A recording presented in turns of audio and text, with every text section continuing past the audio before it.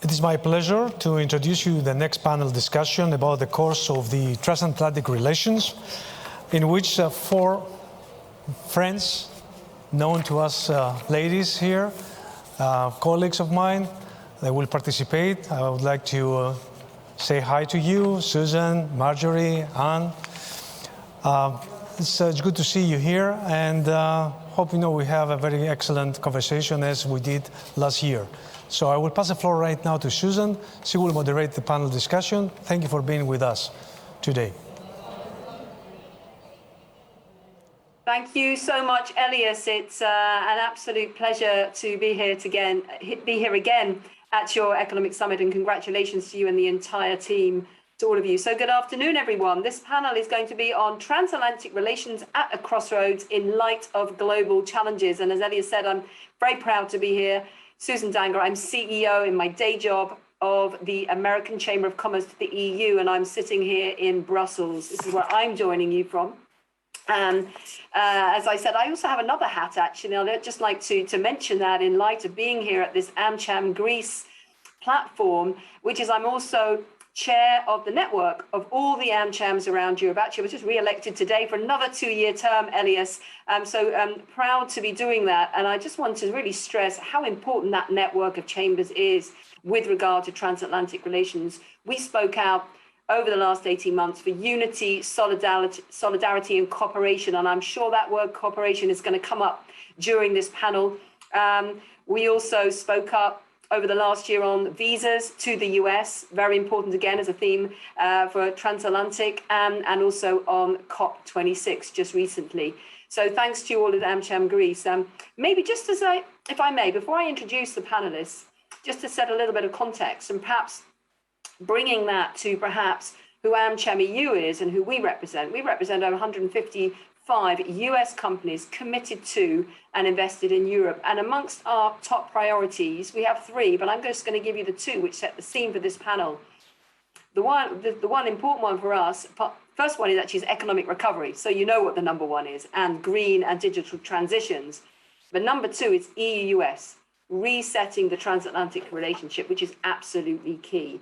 So we actually support the outcomes of the EU-US summit back in June, the level of ambition there was, and certainly agree that EU-US leadership is needed to tackle many of the global issues. And we were very encouraged by, for example, one of the deliverables, which was the Trade and Technology Council, which, again, we want to raise up in this panel today. We're looking forward to seeing how that develops.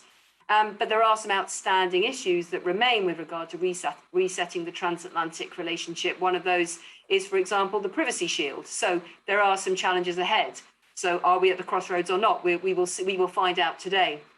Then leading on to the more global aspect of this relationship, indeed, as AmChamEU, another priority for us, indeed, is global.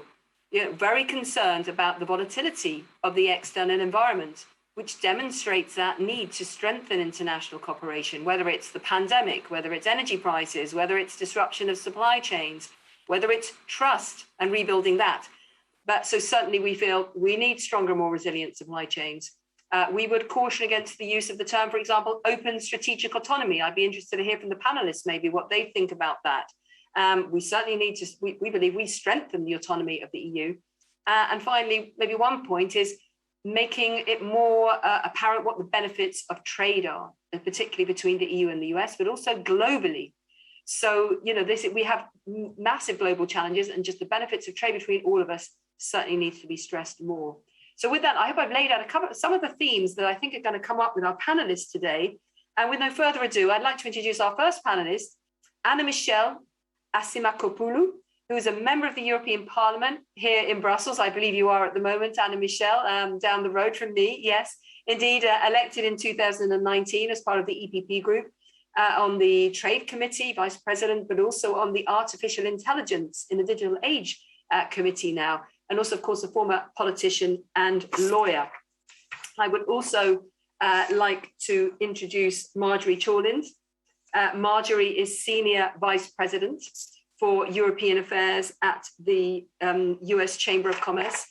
Marjorie, it's an absolute pleasure to see you here. Close colleagues, although we're on the opposite sides of the Atlantic, a lot of cooperation which we've developed over the years. So a real pleasure to have you here and hopefully getting that US perspective. And last but not least, we have Maja, who is sitting in Belgrade in Serbia. And she is currently Senior Fellow and Director for the Western Balkans at the Atlantic Council, work for the Atlantic Council, who are in Washington. A vast experience also, and a former colleague of mine, as she used to be Executive Director of AmCham Serbia. So it's a real pleasure to have you here again, to see you again, Maja, I should say. So let's kick off. I actually, want to make this sort of, also very proud that it's an all-female panel, I have to say, ladies. So let's kick off, and we want to make this lively. I thought I'd start off with just asking you, just for a short answer each, so we can give the audience a flavour of some of the opportunities and challenges. And just to go along the line, I'll start with you, Anna Michelle.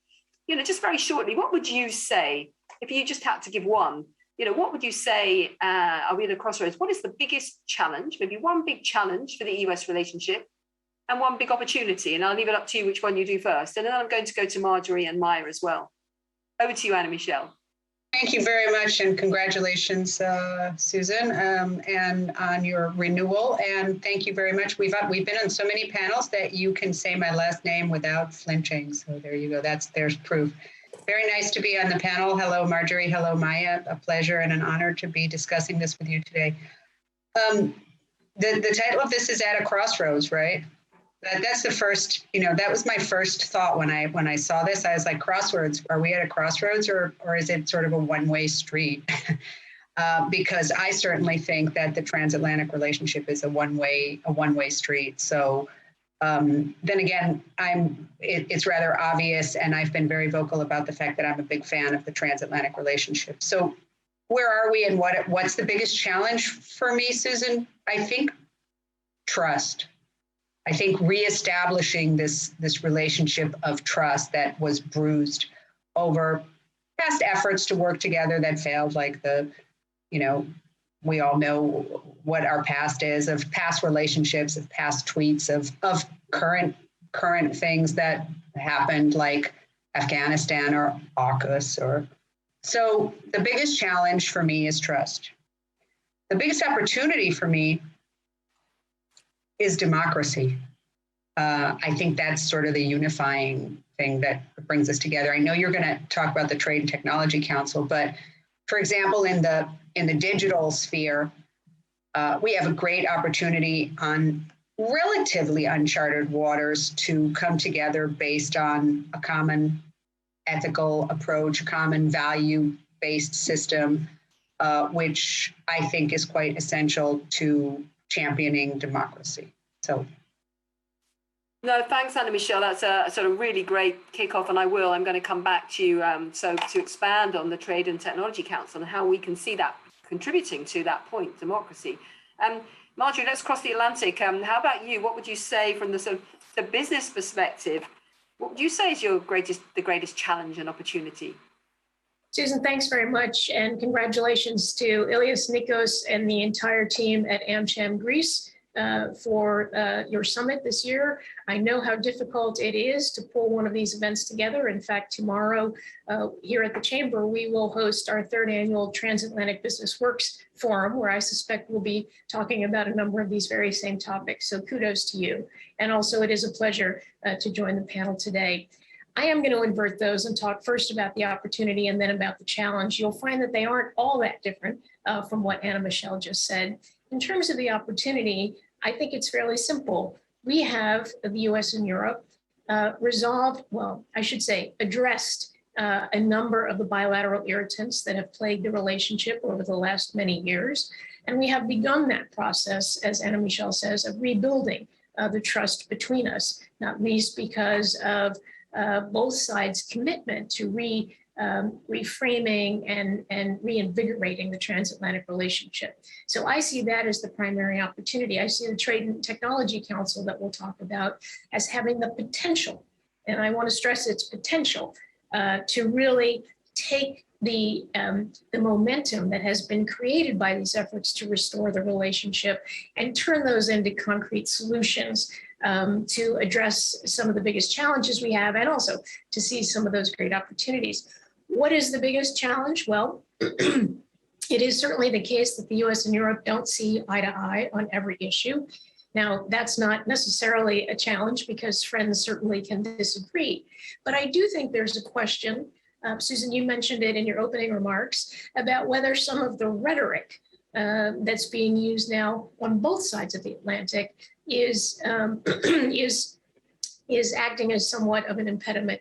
So for us, there are questions, for example, about what Europe in fact means by open strategic autonomy, what Europe means by technological sovereignty. And of course, here in the US, also true in Europe, I would say, the sort of hyper-partisanship and sort of over-politicization of the policymaking process. So I think there are ample opportunities. I think the atmospherics potentially represent a significant challenge, as do the sort of ever increasing number of external challenges that we both face.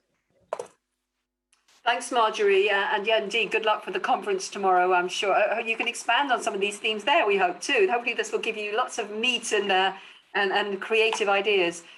Maja, over to you in Belgrade, and maybe you might have a different perspective, and I'm sure, and we'll expand on that later, sitting there in the Western Balkans.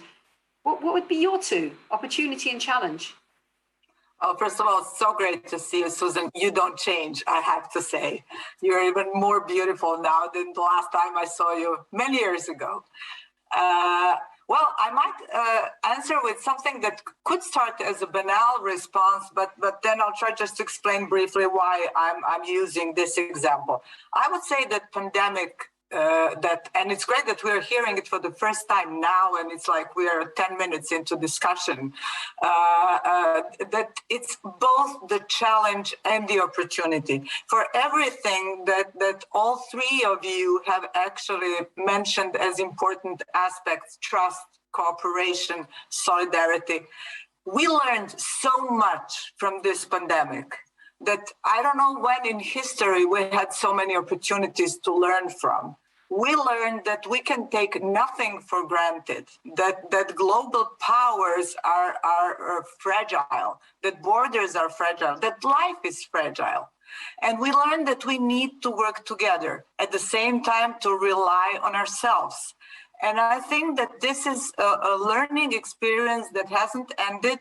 We learned that we don't like to be alone. We learned that we can communicate in different ways, in more broad ways than we were used to before. So I think that it really gives us the opportunity, if we are smart, to learn from it, to work closer together, to build trust, and to rely on each other in a even better way, including the transatlantic relationship, than it was the case in the past. Fantastic, Maja, and great. Thanks for your compliments. And I am, but indeed, you don't have to return. But indeed, learning, trust, and relying on each other, I think, absolutely. I'm sure the other ladies would agree. So maybe let's expand on those. But I'm going to come back to Anna Michel, but I'm not going to keep you on your toes. I might chop around a bit here. But Anna Michel, I think everyone probably would like to hear a little bit about the Trade and Technology Council. And indeed, you said, you referred to that it is indeed trade and technology. And maybe you can even explain why those two are so important and relate that to your point on democracy. So do tell us. Well, Susan, look, I mean, the TTC is clearly a positive development. I think we all agree on that. And Pittsburgh was a very good starting point. And we, certainly I was very vocal in the Parliament, along with many colleagues, when it was almost derailed. So it's good to see that Pittsburgh went ahead. It's good to see that it's working. Now, the question for me really is, what can we actually expect from the TTC? There's a carefully crafted balance I think we need between having, huge expectations and then maybe it just ending up being a bunch of sort of bland statements. TTC, it's about trade, it's about technology. So, when I think of it, I try to, my expectations all start with words that start with a letter C. Like, clearly in the TTC, we can converse. Clearly, we can collaborate. Clearly, we can try to minimize conflict. Clearly, we can compare approaches and converge approaches. Clearly, we can look for compromises and try to find consensus. clearly we can deal with China, which is the word that we don't sometimes want to use by name, even though that also starts with C. But in the end, my expectation is another word that starts with C, and it comes down to, I think, compatibility, finding policies and approaches that are largely compatible and that can lead us and guide us ahead in the future.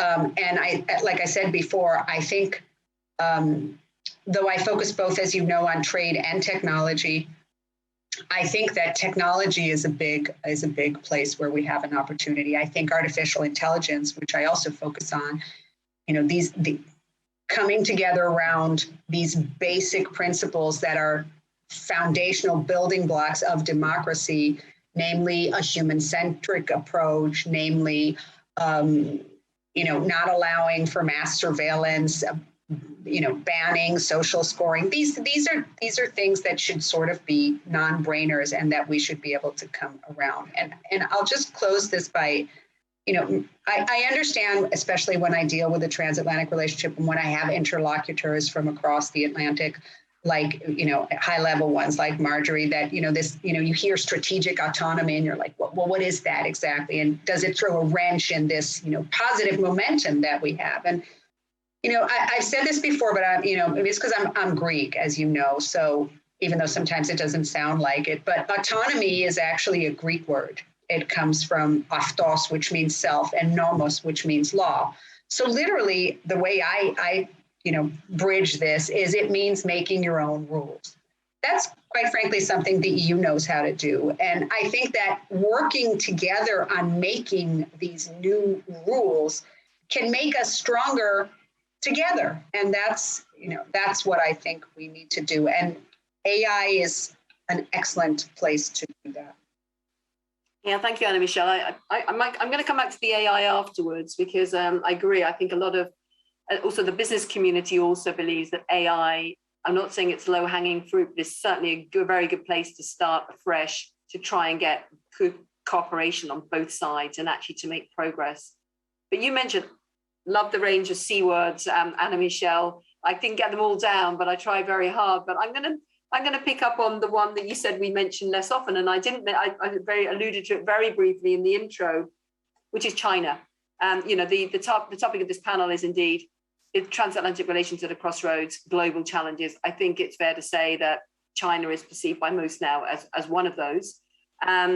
Marjorie, we're going to have two different perspectives here, I think, which will be very interesting. Then Marjorie and then Maja on China and the different impact in both areas. But, have you seen, I think the interesting thing would be, have you seen a shift in US policy on this? Because it was very clear, it seemed to be clear what the policy was under the previous administration. Have we seen a major shift, or what is happening from the US side with regard to attitudes towards China and policy towards China at the moment? Marjorie. Thanks, Susan. Obviously a big topic. I guess a couple of key points. First, we knew when this administration came in that there were two important priorities for them. One, focus on domestic revitalization, and second, basically strengthening our cooperation with allies and partners. Now, we've seen progress on both of those fronts, and the administration certainly deserves some credit in this regard. And the administration has also made clear that it wants to use the Trade and Technology Council as a platform to pursue collaboration on responses to China's unfair practices at home and abroad. So we've seen some movement in the right direction. The question is whether there have been any tangible results that would materially impact China. So the question is now what comes next? We haven't seen outcomes yet from the TTC, and frankly, there is yet no administration policy vis-a-vis China. So we're waiting for the administration, and certainly we have been encouraging the administration to come forward with a robust China policy that brings together a number of the discrete pieces of activity that are being undertaken. At the same time, it's clear that there is bipartisan support in the Congress to get tougher on China. I think the open question there is whether any of the measures that are currently under consideration will be adopted anytime soon. Now, it seems unlikely given the very short congressional calendar for the rest of this year, but we are obviously moving into 2022, highly politicized again, because we are now staring down the midterm elections. So I think it's there's no doubt that there will continue to be a push to be tough on China. The question is, can we find the right balance of the policy that takes into account that it is a multifaceted relationship?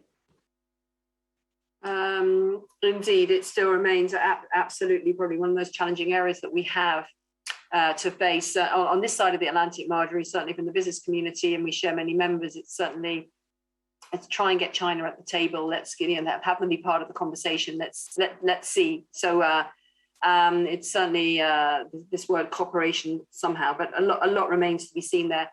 I think what is fascinating though, Maja, moving to you, I think would be to get your perspective from an area of Europe here, such an important area, has had its fair share of troubles, but very much focused on, very focused on the relationship with the US, but the influence of not only China, but also Russia. Can you talk to us about that and where does that play into this relationship? And I'm thinking here, Maja, this balance always between economics and values. Could you, maybe that's going to come into your answer. Perhaps you can give us a bit of a flavor. Thank you. Okay, add some philosophy to it, but also with politics in the middle. Yeah, corrosive Chinese capital and malign Russian influence. And I think the Balkans could easily be viewed as a nice case study for these two influences, not colliding, of course, but complementing each other, but mainly filling the vacuum left by the EU. And I'm sorry that I have to say that. And also benefiting from a discord during the past administration in the US between the EU and the US. And so you have a very interesting difference between perception and reality with regard to Chinese investment. Just to illustrate that with few numbers, the FDI from the EU is 60% of all FDI in the Balkans. And from China, just the 6%. Well, when you do the polling, you get almost as opposite results, because Chinese investment is perceived as really the investment from a friend C. Their vaccine diplomacy was impressive, and they showed that timing is important too, although we've got much more vaccines here from the EU and the US, but they came first. They were the saviors of the Balkans, especially Serbia, who then gave away vaccines to everyone else. Similar model was used by Russia in this part of the world. So the first two vaccines were Sinopharm and Sputnik, and that was sad to watch, and some of that is still really visible. In terms of trade, Western Balkans have 3% of trade with China and 69% of the EU. And then when you talk about the friends of the Balkans, you often hear that Russia and China are best friends. That's not equal in all parts of the Balkans, but in Serbia, that's definitely the case. With other things coming in, it's easy to understand why China is interested in building infrastructure here, because this is the most direct way to the EU from Piraeus port. So they're building both the railways, the highways to Budapest, and the way they're doing it is often, as anywhere else, a source of corruption, pollution, environmental threats, also 5G. There's a Huawei investment here, not investment. It was the purchase by the Serbian government of over 100 cameras, 5G cameras with 1,000 with face recognition. So lots of things happening here that shouldn't go unnoticed and that often benefited from the absence of the EU and transatlantic relationship. Now that is changing now. And that's the most positive news that I can say at this point. At least it's become evident, and there's a level of education explaining what's really happening and what it looks like. The level of Chinese investment in this part of the world, the Balkans, is actually not huge. It's 0.1 of the total investment in the Europe. But since the market is so small and the other bigger investors are absent, it is perceived as a major investment, and they're perceived as the true allies of this region, and that needs to change. Fascinating, Maja. I mean, I don't know if any of the either Anna Michelle or Marjorie want to comment on that. I was just wondering. Actually, I happened to see in the Politico. It was on Friday, actually. It was just pointed out to me today about which countries are most vulnerable. I don't know if you've seen that report, Maja, but I don't know. I'm not putting you on the spot. But it said it's a new report by Globsec saying Serbia is the region's most vulnerable country to foreign malign influence, followed by Hungary and Montenegro. Now, I don't know if you've got a comment on that, but quite an interesting one. But if either of the ladies want to comment on that, please do. But if not, I can see the clock. I haven't been given the countdown yet, but I'm going to quickly try and switch back to squeeze another question in from everybody. And changing tack slightly, Anna Michelle, the dynamics in the EU at the moment. I mean, Maja referenced that vacuum. Okay, that's one issue. This is a vacuum in that area. The dynamics moving forward. French elections coming up next year. Just had German elections. A lot of other things going on. Austria is changing all the time. Is any of this, do you think, what sort of impact is that going to have on the transatlantic relationships? Bear in mind, we're at this crossroads, just briefly. Let me just check my crystal political ball there, Susan. But I think just tell us, Anna Michelle. Yeah, I mean, there's been a shift in Germany, as you know. I think that's going to affect the China policy. At least it looks that way. It sounds that way. We'll see. This, Franco-Italian coalition. What's going to happen with Macron? I mean, I read what you read. Nobody knows. I think we're a little bit until the French elections. We're kind of in this, little bitty limbo position. I mean, it's interesting. I mean, from my perspective, it's even more interesting because I mean, my political family, as you know, is the European People's Party here. It's the center-right party in the European Parliament. But at the moment, the way things are, Kyriakos Mitsotakis, who is the Greek leader, is, the power in the council because, we've lost the German representation. And so, there's lots of power balances changes going on in Europe. A tilt toward the South in this discussion that's taking part now is from my perspective, even maybe welcome. So we'll see. But I don't think there's anything negative looming above the transatlantic relationship. I still am optimistic about the way that's going to go. That's good to hear. How about you, Marjorie? And perhaps on a slightly different tack with changes in Europe, the UK leaving. I know today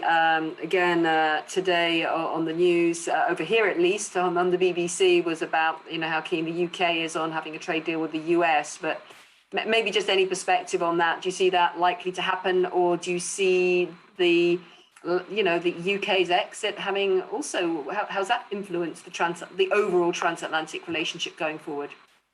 Sure, thanks. So look, the UK's departure from the European decision-making table has meant the elimination of a voice of pragmatism. And so from our perspective, the question is, what is the decision-making process look like in Europe going forward? Now, I would argue that there are plenty of other voices out there among the member states who can bring that same level of pragmatism to the table, whether it's Ireland or the Nordics or the Baltics or the Netherlands, Ireland, dare I say Greece. There are any number of other member states that can bring that voice to the table, but there's no question that the departure of the UK has an impact. Now, in terms of a US-UK FTA, I think it's clear both sides recognize that the negotiations are not likely to resume anytime soon. That isn't to say that they won't resume. I think at some point they may well. But for the moment, I think there is a lot of focus right now on the evolution of the relationship between the UK and the EU, how the new trade relationship is working, and also, of course, how aspects of the withdrawal agreement are playing out, in particular with respect to the Northern Ireland Protocol. That's something that we're watching very closely, and that's obviously got the attention of folks, as we say, at both ends of Pennsylvania Avenue. Let me just say very quickly, apropos of the comments that Anna Michelle made. I think she's right. I think in terms of Germany, you know, we will see obviously a greater emphasis on things like sustainability. There's obviously an emphasis on digitalization.